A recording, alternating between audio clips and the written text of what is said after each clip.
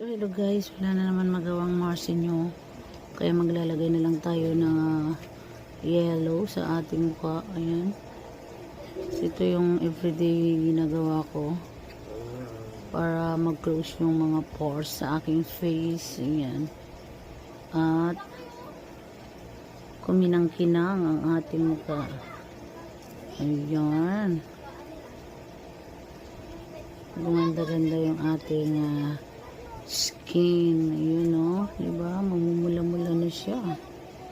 Oh. Ang sarap. At ang lamig. Everyday ko ginagawa yan. Ayan o. Para tayong naka blemishes sa face. O. Para tayong merong diba? Ang ganda. Oh. Yun. Ayan, tapos na yung ating paglalagay ng yellow sa mukha. Ayan. Gawin nyo lang yan everyday kung gusto nyo.